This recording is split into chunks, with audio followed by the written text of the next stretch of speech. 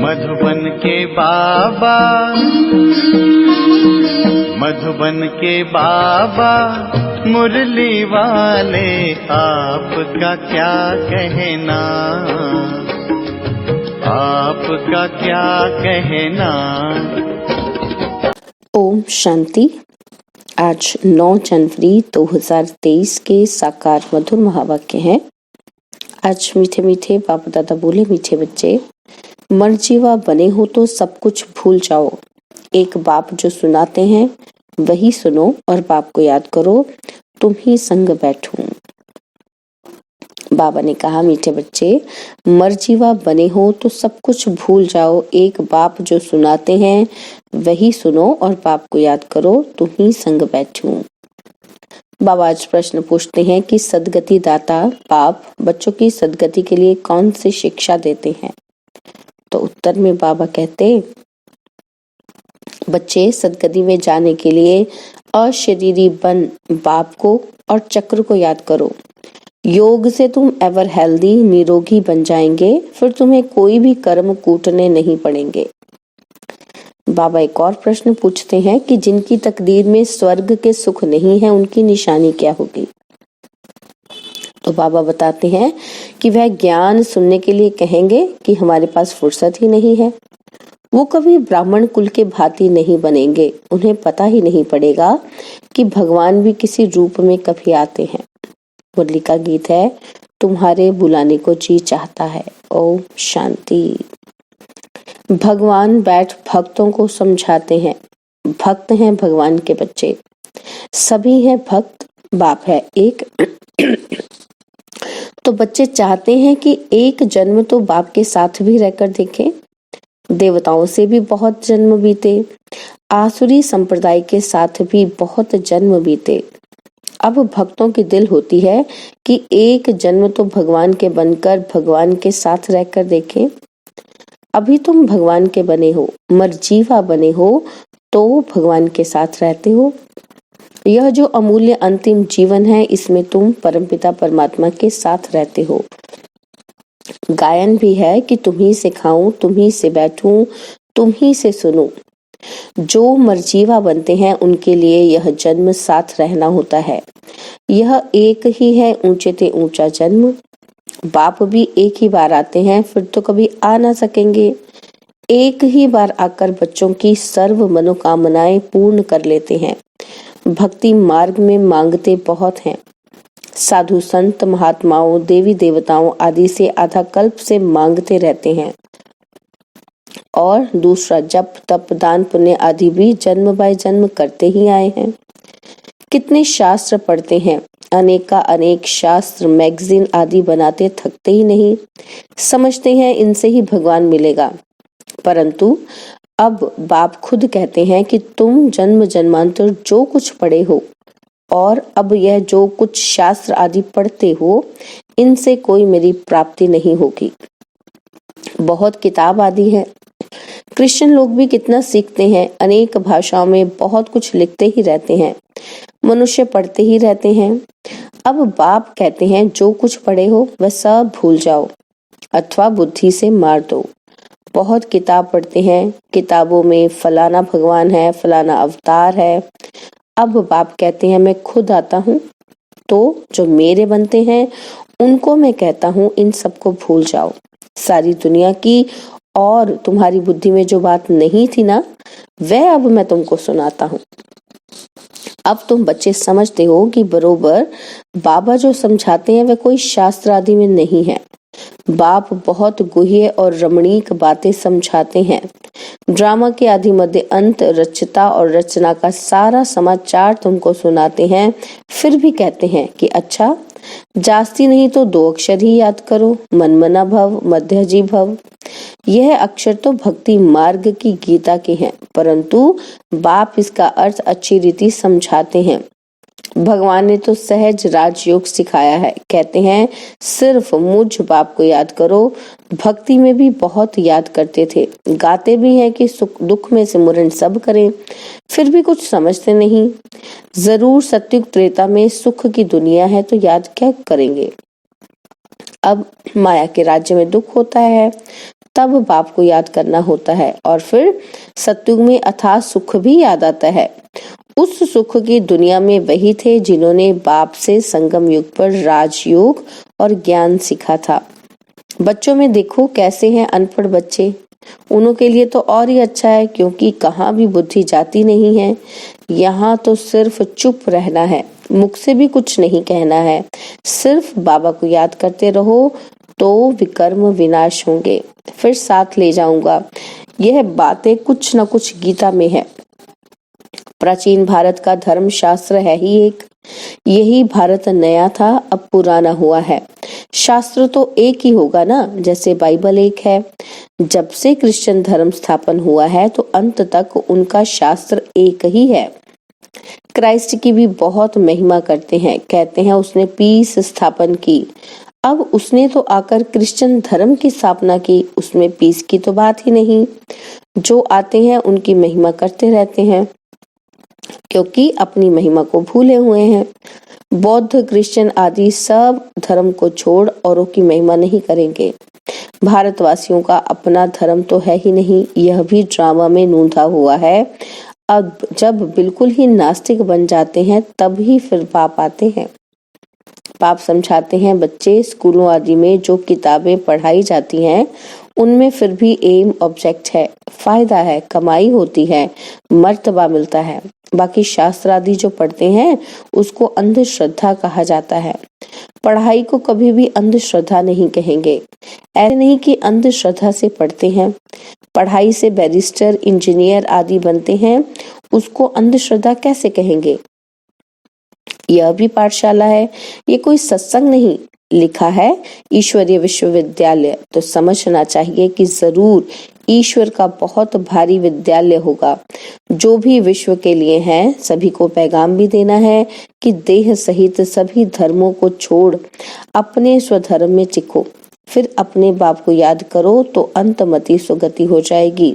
अपना चार्ट लिखना है, कितना समय हम योग में रहते हैं। ऐसे नहीं कि हर एक रेगुलर चार्ट लिखेंगे, नहीं, थक जाते हैं। वास्तव में क्या करना है? रोज अपना मुंह आईने में देखना है तो पता पड़ेगा कि हम लक्ष्मी को व सीता को वरने लायक हैं व प्रजा में चले जाएंगे। तीव्र पुरुषार्थ कराने के लिए चार्ट लिखने को कहा जाता है और देख भी सकते हैं कि हमने कितना समय शिव बाबा को याद किया। सारी दिनचर्या सामने आ जाती है, जैसे छोटेपन से लेकर सारे आयु की जीवन याद रहती है ना, तो क्या एक दिन का याद नहीं पड़ेगा? देखना है कि हम बाबा को और चक्र को कितना समय याद करते हैं। ऐसी प्रैक्टिस करने से रुद्रमाला में पिरोने के लिए दौड़ी जल्द पहनेंगे। यह है योग की यात्रा, जिसको और कोई जानते नहीं तो सिखा कैसे सकते। तुम जानते हो, अब बाबा के पास लौटना है। बाबा का वर्षा है ही राजाई, इसलिए इस पर नाम पड़ा है राजयोग। तुम सब राज ऋषि हो, वह है हठ योग ऋषि, वह भी पवित्र रहते हैं। रजाई में तो राजा रानी प्रजा सब चाहिए, सन्यासियों में तो राजा रानी है ही नहीं। उन्हों का है हद का वैराग्य और तुम्हारा है बेहद का वैराग्य। वह घर बार छोड़ फिर भी इस विकारी दुनिया में ही रहते हैं। तुम्हारे लिए तो इस दुनिया के बाद फिर है स्वर्ग, दैवी बगीचा, तो वही याद पड़ेगा। यह बात तुम बच्चे ही बुद्धि में रख सकते हो। बहुत हैं जो चार्ट लिख भी नहीं सकते, चलते चलते थक पड़ते हैं। बाबा कहते हैं बच्चे अपने पास नोट करो कि कितना समय मोस्ट बिलवेड बाबा को याद किया। जिस बाप की याद से ही वर्षा लेना है। अब राजाई का वर्षा लेना है तो प्रजा भी बनानी है। तो बाबा स्वर्ग का रचयिता है, तो उसने क्यों नहीं स्वर्ग का वर्षा मिलना चाहिए। तो बहुत हैं जिनको स्वर्ग का वर्षा मिलता है, बाकी को शांति मिलती है। को कहते हैं कि बच्चे देह सहित देह के सभी संबंधों को भूलो। तुम अशरीरी आए थे, 84 जन्म भोगे, अब फिर अशरीरी बनो। क्रिश्चियन धर्म वालों को भी कहेंगे कि तुम क्राइस्ट के पिछाड़ी आए हो। तुम भी बिगर शरीर आए थे, यहाँ शरीर लेकर पाठ बजाया। अब तुम्हारा भी पाठ पूरा होता है। कलयुग का अंत आ गया है। अब तुम बाप को याद करो। मुक्तिधाम वाले सुनकर बहुत खुश होंगे, वह चाहते ही मुक्ति है। समझते हैं कि जीवन मुक्ति पाकर फिर भी तो दुख में ही आएंगे, इससे तो मुक्ति अच्छी। यह नहीं जानते कि सुख तो बहुत हैं। हम आत्माएं परम धाम में बाप के साथ रहने वाली हैं, परंतु परम धाम को अब भूल गए हैं। कहते हैं बाप आकर सभी मैसेंजर्स को भेजते हैं। वास्तव में कोई भेजता नहीं है, ये सब ड्रामा बना हुआ है। हम तो सारे ड्रामा को जान गए हैं।